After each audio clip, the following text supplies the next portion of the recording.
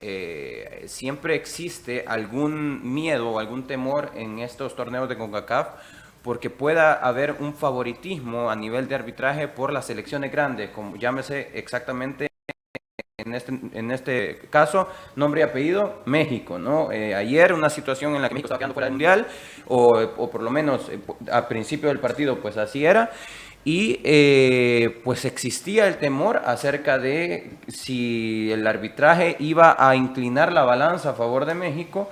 Al final, pues ¿será, esta es mi pregunta, será que exista videoarbitraje es una herramienta adicional para que no suceda este tipo de situaciones que son especulación? Vamos a ver, es que tal vez lo de ayer hay situaciones que se deben de mantener. Por ejemplo, los patrones en relación a cómo se maneja la herramienta. Sí. Ayer hubo dos situaciones. La primera del gol de México, en la que, digamos, a primera acción pareciese que hay una situación de un balón que pega en la mano del atacante mexicano, el que termina, por así decirlo, anotando el gol, a pesar de que es un rebote, pero no hay una revisión, no siguen el protocolo de revisión. Decimos el protocolo completo, porque el protocolo inicial que los árbitros de cabina revisaron la acción, posiblemente, y generalmente es lo que sucede, pero aquí no vimos todo el seguimiento de que hayan esperado suficiente tiempo y hayan hecho una revisión completa, y si fuese necesario llamar al árbitro para que él lo verificara en el monitor, y generó la situación al que el canal que está pasando el partido en vivo no dé esas repeticiones instantáneas que debería de ver el aficionado en televisión de acuerdo al protocolo, genera suspicacia. Okay. Entonces, porque más allá si hubo o no mano y si debió haber sido sancionado o no, la inquietud es por qué aquí no se toman el tiempo de revisar en una situación que fue a favor de México. Okay. Es como querer, bueno, es México Pero el gol, fíjate, ¿verdad? que en esa jugada específica yo la vi y yo no le veo en ningún momento penalti No, en la del gol. Sí. ¿En la del gol o la El jugador cuando le va, se protege y gira. Es como que hubiera sido un autogol si hubiera sido de un Lo que pasa es que de en ese Guatemala, caso el reglamento dice no. que cuando es mano de un atacante, aunque sea accidental, la mano debe de ser sancionada. Ahí literal así lo dice el reglamento. Okay. Y luego, por ejemplo, en el penal, que termina atajando el guardameta de México, de Guatemala a México, es una situación que hemos compartido a través del enlace del IFAB, que ya está determinada esa situación, si la vemos como el balón sí contacta con la mano, pero el jugador hace un giro con su cuerpo y está evitando, digamos, inicialmente que el balón le pegue en el rostro, gira y termina pegando el balón en la mano a una altura, digamos, de la altura de la cadera. Y de igual forma, el árbitro marca penal y no hay una sugerencia de revisión de videoarbitraje y se mantiene firme. Entonces, al que sea a la inversa, que en otras situaciones haya una revisión y se llevan todo ese proceso de tiempo, al no verla aquí el aficionado o todos los espectadores, pues genera esa suspicacia de por qué con México no son tan rigoristas como son con otros, digamos. Entonces, ahí la importancia de lo que yo he dicho anteriormente, que debería de quedar como regla general el hecho de que posteriormente den a conocer, como lo ha estado haciendo la Conmebol, de liberar los audios para ver cómo se llevó la situación, al proceso de conclusión en términos de limpieza. Entenderemos que las decisiones, más allá de si son correctas o no, porque esa queda un espacio de subjetividad del que está tomando la decisión, los que están en turno, el concepto que puedan tener, si tienen presión o no se sienten presionados, pero entenderemos que el proceso de la revisión, de aplicar los conceptos de la regla y la discusión que deben de llevar, lo realizaron completo para dejar a través de los audios podríamos identificar. Pues la gente los escucha y es como... Había algo que yo escuché, no en este partido de ayer, sino que creo que fue cuando jugó El Salvador, no sé si con República Dominicana. El comentarista de la televisión, cuando anunció lo de los árbitros, mencionó que era una mujer la que estaba en el bar, pero solo dijo una persona.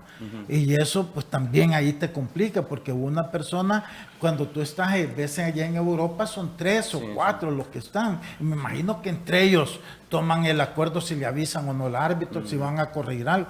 Pero si tú solo tienes una persona que a lo mejor no tiene tampoco como mucha experiencia o mucha personalidad, y siendo una mujer que normalmente tampoco asumimos, no es árbitro principal, para poder llamar a un árbitro principal y decirle, mira, cambiar la decisión ha de ser bien difícil. No sé a qué se debe eso, o si fue simplemente que ella era la encargada o habían más personas, pero él fue enfático en decir que había una persona nada más que era ella, y dio el nombre. Quizás no es tanto que de ser así, género, tiene que ver ¿no? con el tema que hemos hablado, que muchas veces con CACAF, pues obviamente el tema prioriza el tema de presupuesto, económico, ¿verdad? Entonces, porque si recordamos a partir de Rusia, que es donde se implementó el videoarbitraje, eran 9 los que conformaban el equipo arbitral para cada partido. Prácticamente estamos hablando casi que un tercer equipo. Es un tercer equipo, de hecho, conceptualmente los árbitros dentro de un partido de fútbol, pero digo, un tercer equipo de casi que de 11 jugadores, ¿verdad? Sí. 9 árbitros más 2 personas de la área técnica que no conocen específicamente sobre temas de arbitraje directamente, sino que es un apoyo técnico a los 4 que están en videoarbitraje. Estamos hablando de 6 personas en cabina para esa situación en Rusia, ¿verdad? Y en todas las competiciones ya de primer nivel de FIFA. Aquí es con CONCACAF, sub-20 están incursionando en esta herramienta, posiblemente también el otro tema de que no todos están capacitados para estar dentro del videoarbitraje y posiblemente eso también sea una limitante, el tema de presupuesto. Ahora bien, profesor, perdón, quisiera meterme de lleno en lo que a muchos aficionados lo tiene quebrándose la cabeza de cómo es que suceden las cosas, ¿no?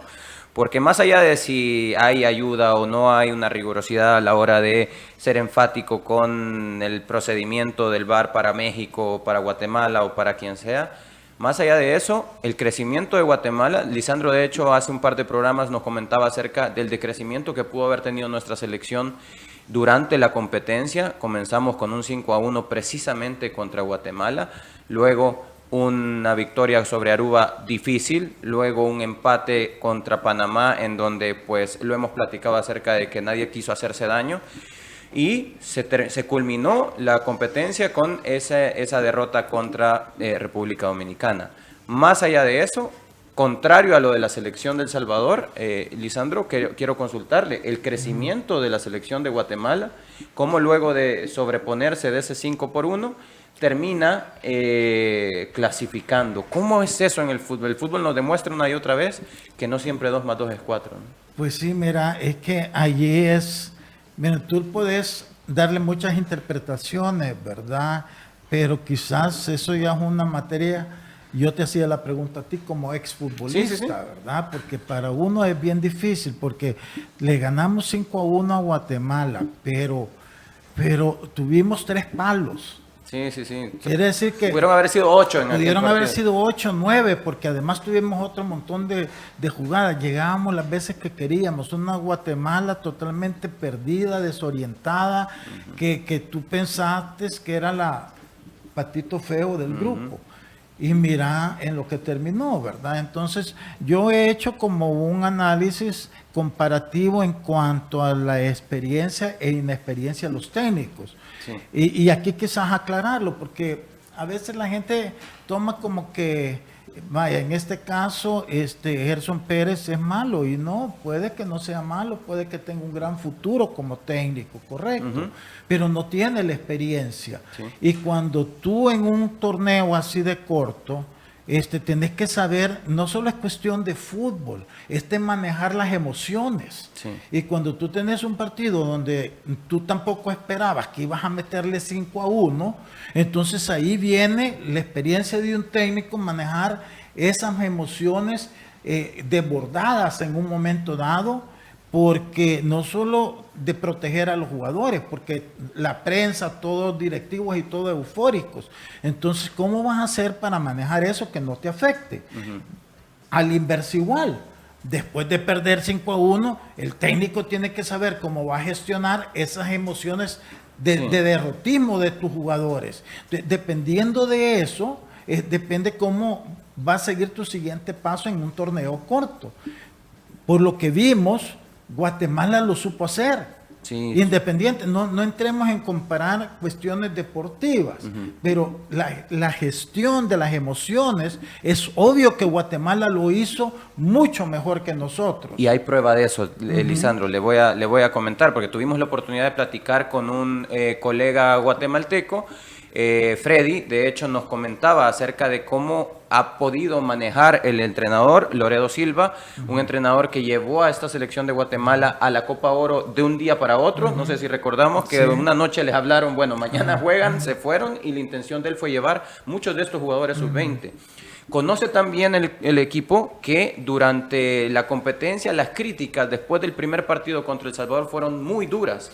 Y nos hablaba Freddy acerca de cuáles fueron los cambios que él pudo hacer. Y los cambios, aparte de tener cambios de nombres en las alineaciones, fueron cambios en las formas y en los manejos psicológicos que tuvo con los jugadores. Yo digo que en el fútbol no siempre 2 más 2 es 4, porque el hecho de que yo le gane a Lisandro en algún partido y Lisandro le gane a Elmer no me hace a mí que le voy a ganar a Elmer. Es que nunca va a ser igual. Cada partido es completamente diferente. Lo importante acá es la forma en las cuales voy a encarar ese tipo de partido. Hay que saber adaptarse, y probablemente Guatemala supo adaptarse a cada partido. Luego de perder con nosotros, fue y le gana a Panamá 3-1, en el que uno de los, para mí, fueron los mejores partidos de Guatemala en la competencia. Y luego, en un partido complicadísimo, logra ganarle 2-1 a Aruba, apenas 2-1 a Aruba, y luego supo plantear el partido contra Guatemala. Alguien que nos va a ayudar contra México, perdón. Alguien que nos va a ayudar muchísimo, y que es una persona que en este programa le decíamos lo mejor de lo mejor de lo mejor de lo mejor de lo mejor en este torneo, y que decíamos que sea el mejor entrenador del torneo. Bueno, vamos a recibir, de verdad, un gustazo tenerlo por acá. Profesor Carlos Romero, ¿cómo está? ¿Cómo le va? Bueno, con esa entrada que hizo Manuel, yo creo que más que suficiente. No, primero que nada agradecerle, gracias.